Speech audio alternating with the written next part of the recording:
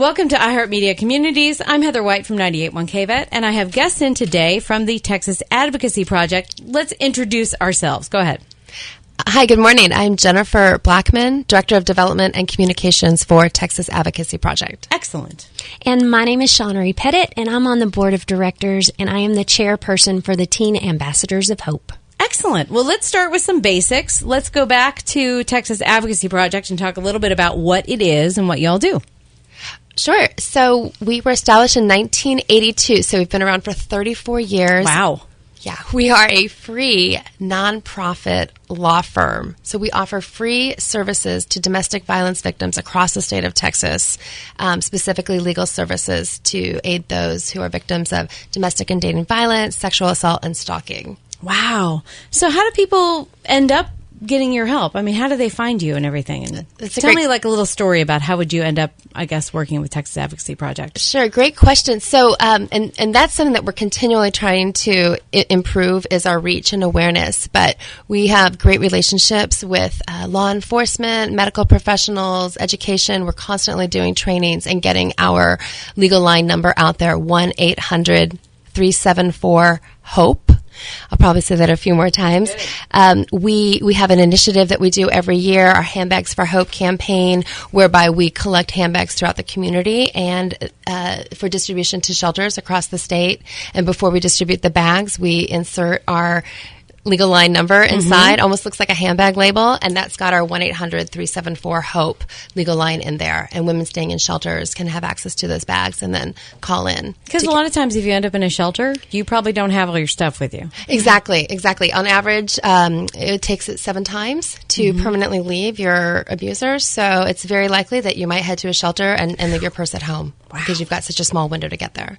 That's amazing. And congratulations on doing some good work for 34 years. Yes. That's excellent. So do lawyers volunteer with you to do the services, or how's it work? We actually have a full-time staff of 13 attorneys and other support staff as well. So our attorneys are hard at work, 40-plus hours a week on these cases. That's fantastic. So, Shawnery, how did you get involved with Texas Advocacy Project? It was a little less than a year ago, and I met Heather, who is the director of the Texas Advocacy Project.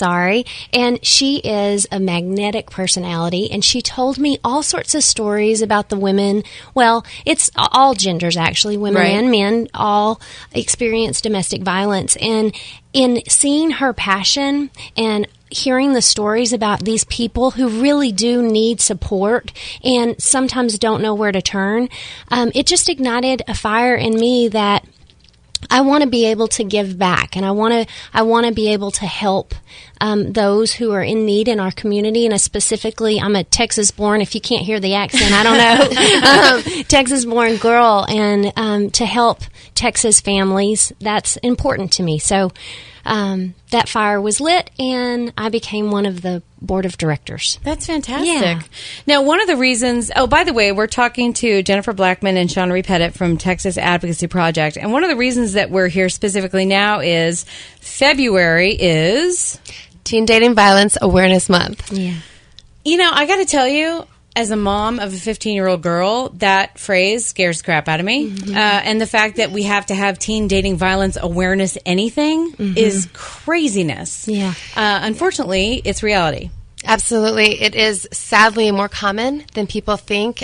Just an anecdote for you, 1 in 3 teens in the United States is going to be experiencing some sort of abuse in a dating relationship, whether it's physical, sexual, or emotional, by someone they're in a relationship with before they hit adulthood. Oh, my God. So it's a staggering statistic. That's crazy. Ugh. Okay, we need to fix this. So, Absolutely. So tell me a little bit about the Teen Ambassadors of Hope campaign. Who wants to take that? Specifically, this campaign is for kids to go out and do some education in their peer groups. So just like you said, it's amazing. Why are we even talking about this? I have teenage boys. I have a 14 and 12-year-old. And the same for me. I'm like, oh, no. But it is important for that education and peer peer involvement. If someone like my age talking to you about teen violence, maybe we're not listening as much as what we could be listening. If, my daughter doesn't hear anything right. I say. Mine not really either. interested in what I have to say at this point. So, right. yeah. So part of this is for peers to talk to peers and educate. The second thing is we really want the teens to feel a sense of empowerment.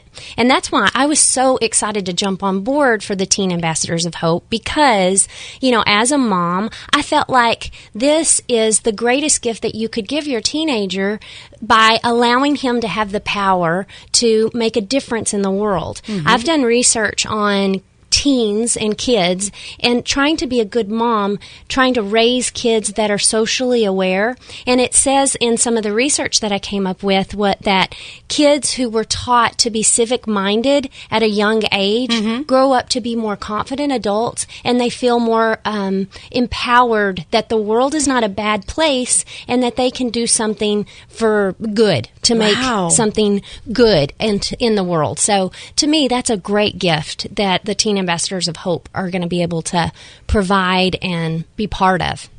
Well, and I have to tell you, just, the name of the organization, Texas Advocacy Group, to me, one of the most important things that you can give to a young person is the ability to advocate for themselves. Right. And I'm guessing that that's part of the educational piece here. Yeah, absolutely. So, I mentioned we've been around for 34 years, and we offer teens the exact same services that we're offering to our adult clients. So, for example, last year in 2015, we closed 198 cases where the client themselves was between the ages of 13 and 19 years old. Oh my God. And so we're already working with teens out there. We're training them in their schools, in their high schools, and the universities.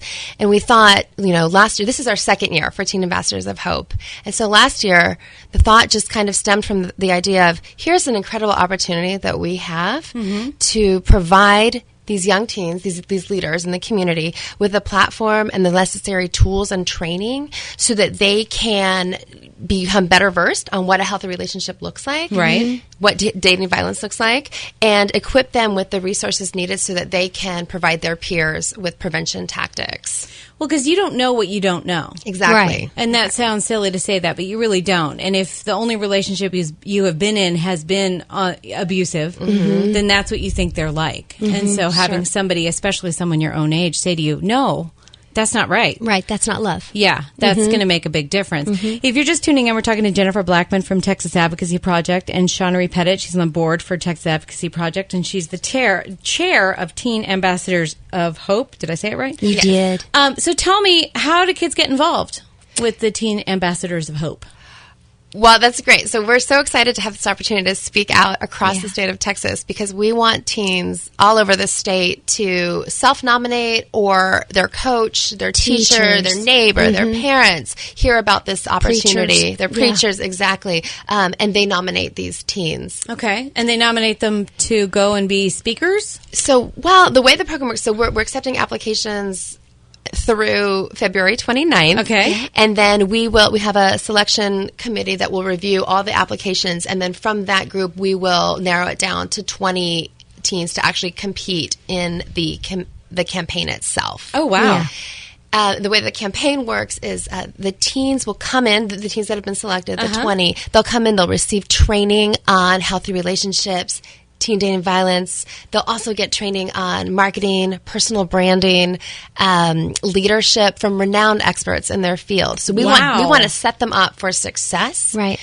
And they'll also get some grassroots fundraising training. And then May 1st is when their actual campaign will kick off. Okay. And so they'll be competing among each other for the title of Teen Ambassador of the Year. And their campaigns will run for 10 weeks. And they'll be self-guided and directed. And what I'm so excited about, as far as this program in particular, there's a lot of philanthropic endeavors out there, and they set up the kids and say, okay, you go sell this item, or you follow this script, and they develop the program, fundraising programs for them. What our teens are going to do is they're going to find out what they're passionate about, and then they're going to go out and create their own fundraising opportunities. communities. And the renowned businessman that's going to be teaching them sort of how to come up with an idea and then go on through execution and have a successful campaign. It's teaching them business skills as well. So not only are these kids going to learn confidence that they can provide help to their community and feel like they're giving back and making the world a better place, they're also learning business skills.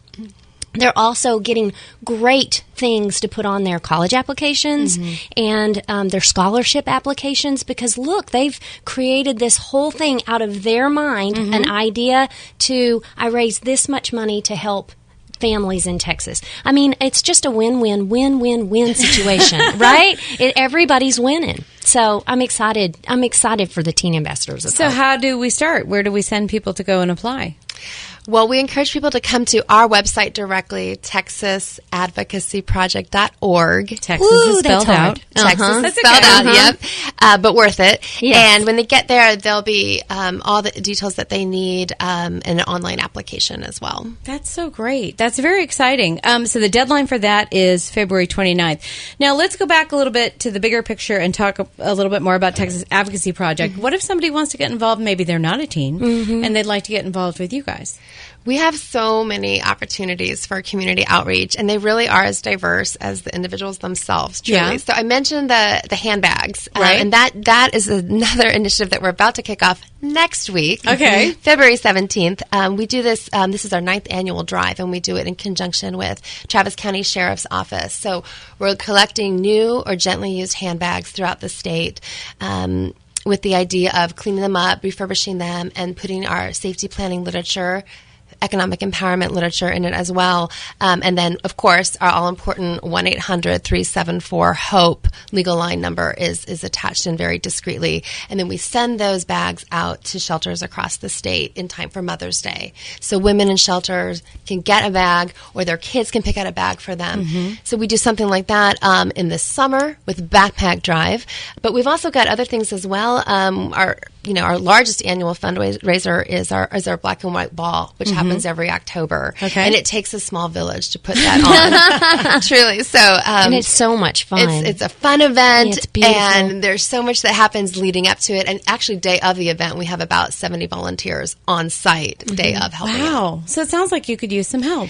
We desperately could use some help. We always need help. And we offer, like I said, a wide range of opportunities for people to roll up their sleeves. Now, Jennifer, if somebody is like, gosh, I really don't have time, will you take money from them?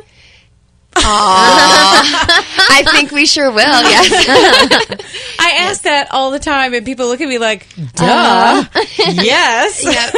So we are, and there's a lot of ways to give. Okay. And we are participating this year in Amplify Austin, and we're really excited about that, to join 600 other nonprofits in the Austin area to have a chance to have our cause amplified. But of course, you can donate online through our website, and Cash is always good. Money's good. Cash is good. And if you can volunteer your time, that's great. If you've got a teenager who's a candidate for the Teen Ambassadors of Hope campaign, you want to go to the website, get all the information. There's also a Facebook page for cool. Teen Ambassador of Hope, and you can see the kiddos that participated last year and the winners, and you can kind of look at all of the fun things that they created to raise their funds and how successful it was last year. That's right. And that Facebook page is exploding, and that is a great way to keep up with what last year's teens are doing and some education. Education, exactly. Yeah. And then we also put together a fun promo video that's a 2-minute spot that's running on YouTube as well. Excellent. Yeah. That's great. So the place to start is texasadvocacyproject.org. That's their website. Texas is spelled out. And what's the legal line one more time? 1-800-374-HOPE.